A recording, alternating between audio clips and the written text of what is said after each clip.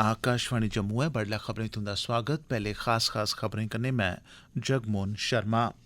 Lieutenant governor Manoj Sinha होरें आखेआ जे समूलचे जम्मू कश्मीर च अदालती परिसरें च ढांचागत विकास ते सुधार दे कम्मै च प्रशासन गी इक मती महत्वै आह्ली भूमिका निभानी होग। एलजी होरें आखेआ जे औंदे 3 ब'रें च जम्मू कश्मीर च बिजली उत्पादन गी दूना करने लेई केंद्र शासित प्रदेश दी सरकार पूरी शिद्दत कन्नै कम्म करा'रदी ऐ। राष्ट्रीय जांच एजेंसी एनआईए ने कश्मीर घाटी च 4 बक्ख-बक्ख थाह्रें छापेमारी कीती ऐ। टीआरएफ ग्रुप कोला बाह्र रेहियै एह्दे लेई कम्म करने आह्ले 2 ओवरग्राउंड वर्करें गी बी हिरासतै च लैता गेआ ऐ। ते अमरनाथें दी यात्रा दे सरबंधै च जम्मू दे डिवीजनल कमिशनर होरें यात्री निवास च कीती गेदिएं त्यारिएं ते उपलब्ध सेवाएं दा जायजा लैता। उत्थें सब्बै बुनियादी सुविधां यकीनी तौरा पर उपलब्ध करोआने दा बी निर्देश दित्ता। खबरें दी तफसील कन्नै विजय बजाज। केंद्री कानून ते न्याय मंत्री किरेन रिजिजू ते लेफ्टिनेंट गवर्नर मनोज सिन्हा होरें कल राजभवन श्रीनगर च इक उच्ची सतह दी बैठक लाइयै केंद्र शासित प्रदेश जम्मू कश्मीर ते लद्दाख च न्यायिक ढांचे दे विकास दा जायजा लैता। इस मौके केंद्री मंत्री होरें गी जम्मू कश्मीर ते लद्दाख हाई कोर्ट तैह्त औने आह्ले न्यायिक ढांचे दी मौजूदा स्थिति बारै जानकारी दित्ती गेई। मंत्री होरें सरबंधत अधिकारिएं गी निर्देश दित्ते जे ओह् न्यायिक ढांचे दे विकास सरबंधी कम्में च कमिएं खामिएं गी तुरत दूर करोआन। बैठक दौरान लेफ्टिनेंट गवर्नर होरें आखेआ जे प्रशासन गी केंद्र शासित प्रदेश दे अदालती परिसरें दे ढांचागत विकास च इक महत्वै आह्ली भूमिका निभानी होग। इस मौके एह् फैसला लैता गेआ जे खित्ते दिएं सभनें अदालतें च सार्वजनिक सेवाएं दी दस्तयाबी पक्क गै यकीनी बनाई जाग। जम्मू कश्मीर गी बिजली दी बाद्धू पैदावार आह्ला खित्ता बनाने लेई बिजली विकास विभाग आसेआ अगले 3 ब'रें च बिजली पैदावार दी समर्थ दूनी करने दी दिशा च सक्रियता कन्नै गैंई पुट्टियां जा करदिआं न। जम्मू कश्मीर सरकारै प्रदेश च बिजली दी कमी दूर करने लेई बड्डे स्तरै पर समर्थ बधाने सरबंधी प्रोग्राम रंभे दा ऐ ते केंद्र शासित प्रदेश अगले 3 ब'रें दौरान बिजली दी पैदावार दूनी ते 7 ब'रें च 3 गुनी करने दी दिशा च अगड़ा बधा करदा ऐ। अनंतनाग च 357 करोड़ रपे दे 42 ट्रांसमिशन ते बंड सरबंधी प्रोजेक्टें दा उद्घाटन करने परैंत लेफ्टिनेंट गवर्नर मनोज सिन्हा होरें आखेआ जे बिजली दी ट्रांसमिशन ते बंड आह्ले 2000 करोड़ रपे दे प्रोजेक्ट सबूरे कीते जा करदे न ते केंद्र सरकार आसेआ 6000 करोड़ रपे दी बाद्धू रकम बी प्रदेश गी दित्ती गेई ऐ। उनें आखेआ जे उंदे प्रशासन दा लक्ष्य सभनें बसनीकें गी म्यारी बिजली सप्लाई उपलब्ध करोआना ऐ। सिन्हा होरें गलाया जे अगस्त 2019 दे मगरा जम्मू कश्मीर दी कुल बिजली समर्थ च 3806 MVA दा बाद्धा कीता गेआ है। केंद्री मंत्री डॉ जितेंद्र सिंह होरें किश्तवाड़ जिले दे बक्ख-बक्ख हिस्सें च प्रधानमंत्री ग्राम सड़क योजना तैह्त नमीं बनाई गेदिएं 9 शिड़कें ते 4 पुलें दा कल इलैक्ट्रानिक तरीके कन्नै उद्घाटन कीता। मीडिया गी इस बारै जानकारी दिंदे होई जिला विकास काउंसल दियां चेयरपर्सन पूजा ठाकुर होरें दस्सेआ जे केंद्री मंत्री होरें प्रधानमंत्री ग्राम सड़क योजना तैह्त नमें बनाए गेदे शिड़कें ते पुलें दा उद्घाटन कीता ऐ। उनें इस दिशा च सरकार पासेआ कीते गेदे अनथक जतनें दी सराह्ना करदे होई इनें महत्वपूर्ण पुलें ते शिड़कें दे निर्माण पर किश्तवाड़ दे लोकें गी मुबारकबाद बी दित्ती। उनें गलाया जे इंदे निर्माण कन्नै जिले दे तकरीबन 30,000 लोकें गी फायदा हासल होग। पूजा ठाकुर होरें इब्बी दस्सेआ जे होरनें 12 शिड़कें पर कम्म तेज रफ्तार कन्नै चला करदा ऐ ते मेद ऐ जे एह् सितंबर 2022 शा पैह्ले सबूरा होई जाग। उनें आम लोकें गी अपील कीती ऐ जे ओह् बी विकास बाद्दे आह्ली प्रक्रिया च सक्रियता कन्नै शमूलियत करन तां जे उंदा जिला इस दिशा च नमीं बुलंदियां हासल करै। जम्मू दिएं डिप्टी कमिशनर अवनी लवासा होरें कल खौड़ ते खराबली इलाकें दा व्यापक दौरा लाइयै आम लोकें दी रोजमर्रा दी जिंदगी च पेश औने आह्ली परेशानिएं ते मसलें गी सुनेआ। इस मौके पंचैती राज इदारें दे नुमाइंदें अपने इलाकें कन्नै सरबंधत जेह्ड़े मसले पुट्टे उंदे च पानी ते बिजली दी अनियमित सप्लाई, राजस्व सेवाएं दी दस्तयाबी, जिमीं सरबंधी मुआवजे च चिर, राशन कार्ड, प्रधानमंत्री आवास योजना, शिड़क संपर्क, हैंड पंपें दी मरम्मत ते सेह्त केंद्रें च उपलब्ध सेवाएं सरबंधी मसले मुक्ख तौरा पर शामल हे। डिप्टी कमिशनर होरें उंदिएं मंगें गी ध्रोइयै सुनेआ ते सरबंधत मैह्कमें गी इनें मंगें गी पूरा करने दे निर्देश मौके पर गै जारी करी दित्ते। उनें लोकें गी यकीन दोआया जे उनेंगी सार्वजनिक सेवाएं दी दस्तयाबी बिजन कुसा दिक्कत परेशानी दे यकीनी बनाई जाग। डिप्टी कमिशनर होरें जिला अधिकारिएं कन्नै बैठक लाइयै बक्ख-बक्ख महत्वपूर्ण योजनाएं जिआं स्वामित्व, जमाबंदियां लिखने, प्रधानमंत्री आवास योजना ते करसान दोआर कार्ड वगैरा तैह्त हासल प्रगति दी समीक्षा बी कीती। युवा मामलें ते खेड्डें सरबंधी मैह्कमे दे केंद्री मंत्री अनुराग सिंह ठाकुर होरें लोकें अग्गे अपील कीती ऐ जे ओह् औंदे 8वें अंतर्राश्ट्री योग दिवस च बधी चढ़ियै हिस्सा लैन। ओह् नमीं दिल्ली दे जवाहर लाल नेहरू स्टेडियम च लोआए गेदे योग महोत्सव समारोह गी धर्मशाला थमां वर्चुअल ढंगै नै संबोधित करा करदे हे।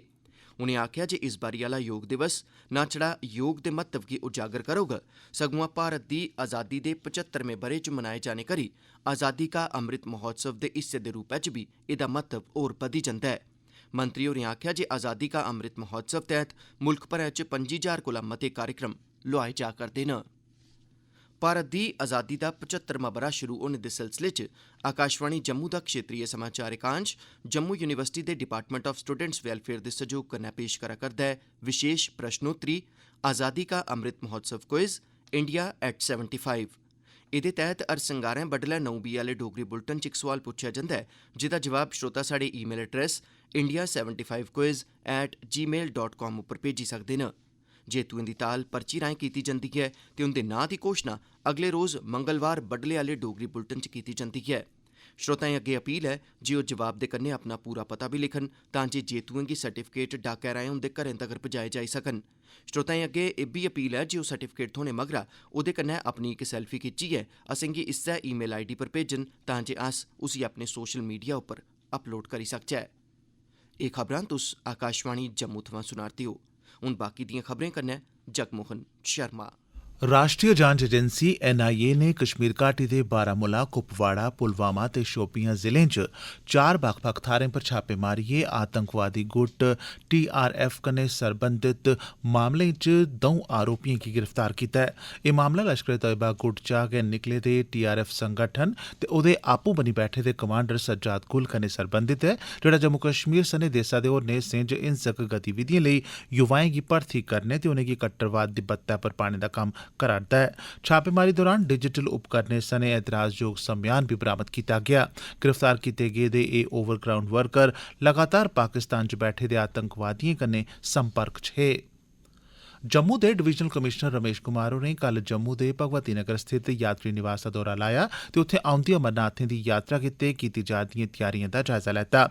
डिवीजनल कमिशनर होरें पूरे परिसर दा दौरा लाया ते उत्थें कीते जा'रदे बंदोबस्तें गी दिक्खेआ। उनें पंजीकरण दे कम्मै लेई ताली गेदी थाह्र दा निरीक्षण करने दे बाद निर्देश दित्ता जे उत्थें होर मती रोशनी दी बवस्था कीती जा। एह्दे अलावा उनें पानी दी सप्लाई, नलके, बौह्ने आह्लिएं थाह्रें, कमरे, लंगर आह्लिएं थाह्रें ते होरनें बवस्थाएं दा बी निरीक्षण कीता। डिवीजनल कमिशनर होरें जम्मू नगर निगम गी बी आखेआ जे यात्रा लेई तवी दे चौथे पुलै दे अलावा शैह्रा दे होरनें इलाकें गी सजाने संवारने वल बी चेता ध्यान दित्ता जाग। उनें महत्वपूर्ण थाह्रें पर CCTV कैमरे लाने दा बी निर्देश दित्ता तां जे इस दौरान हर निक्की बड्डी नकलो हरकत उप्पर तक्क रक्खी जाई सकै। सेहत ते मेडिकल शिक्षा मैह्कमे दे प्रधान सचिव नवीन कुमार चौधरी होरें कल रामबन दे दौरे दौरान बनाल, रामसू ते रामबन आह्ले सेहत इदारें दा मुआयना कीता ते उत्थें उपलब्ध सेवाएं सुविधाएं दा मौके पर निरीक्षण कीता। उनें उप जिला अस्पताल बनाल, जिला अस्पताल रामबन ते बुनियादी सेहत केंद्र रामसू दे दौरे दौरान मरीजें कन्नै गल्लबात बी कीती ते इनें सेहत इदारें दे कम्मकाज दे बारे च उंदी राय ते प्रतिक्रिया हासल कीती।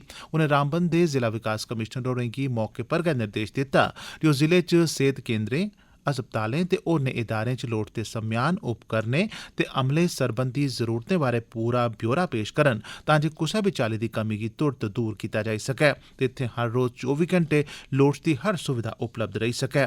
उनें आखेआ जे कुसै बी मुलाजम आसेआ अपनी ड्यूटी ते जुम्मेवारी गी लेइयै लागर्जी गी दना बर्दाश्त नेईं कीता जाग, भाएं ओह् कोई अफसर होऐ, डाक्टर, नीम डाक्टरी अमला या होर कोई कर्मचारी। उनें औंदी अमरनाथें दी यात्रा गी लेइयै कीते जा'रदे विशेष बंदोबस्तें दे बारे च भी पूरा ब्यौरा हासल कीता। सहकारिता मैह्कमे दिएं सचिव यशा मुगदल होरें कल मैह्कमे दी कारकरदगी दा जायजा लैने लेई सीनियर अफसरें दी इक मीटिंग सद्दी, जिस दौरान सिविल सचिवालय जम्मू च लग्गी दिएं पैह्लकिएं बैठकें दौरान लैते गेदे फैसलें पर होई दी कार्रवाई ते अमल आवरी दे बारे च पुच्छेआ पछाया। इस दौरान सहकारिता मैह्कमे सरबंधी बक्ख-बक्ख विशें ते मुद्दें दे हर पैह्लू पर सोच विचार बी कीता गेआ, जिंदे च नमिएं सहकारिता समितिएं दा पंजीकरण, घाटे च चला'रदिएं समितिएं च नमें सिरेआ जान भरने दा कम्म ते केपैक्स बजट तैह्त कीते गेदे कम्में ते अखराजात दे बारे च बी तफसीली जानकारी हासल कीती गेई। समाज कल्याण मैह्कमा जम्मू दिएं महानिदेशक विवेक शर्मा होरें कल राजौरी जिले दा व्यापक दौरा लाया ते जिले च मैह्कमे दी कारकरदगी दा जायजा लैता। ओह् नशैरा ते सुंदरबनी आह्ले बाल आश्रमें च बी गेइयां ते उत्थें रौह्ने आह्ले बच्चें लेई उपलब्ध सेवाएं ते सुविधाएं दा निरीक्षण कीता। उनें इनें बच्चें कन्नै गल्लबात बी कीती ते उनेंगी मन लाइयै पढ़ने, डटियै मेहनत करने ते अपने सुखने गी मूर्त रूप देखने लेई आखेआ। अखीरै च खास खबरां इक बारी परतियै। लेफ्टिनेंट गवर्नर मनोज सिन्हा होरें आखेआ जे समूलचे जम्मू कश्मीर च अदालती परिसरें च ढांचागत विकास ते सुधार दे कम्मै च प्रशासन गी इक मती महत्वै आह्ली भूमिका निभानी होग। LG होरें आखेआ जे औंदे 3 ब'रें च जम्मू कश्मीर च बिजली उत्पादन गी दूना करने लेई केंद्र शासत प्रदेश दी सरकार पूरी शिद्दत कन्नै कम्म करा करदी ऐ ते राष्ट्री जांच एजेंसी नै कश्मीर घाटी च 4 बक्ख-बक्ख थाह्रें छापेमारी कीती। TRF गुट कोला बाह्र रेहियै एह्दे लेई कम्म करने आह्ले 2 ओवरग्राउंड वर्करें गी हिरासत च लैता ऐ। एह्दे कन्नै गै खबरें दा एह् बुलेटिन समाप्त होआ।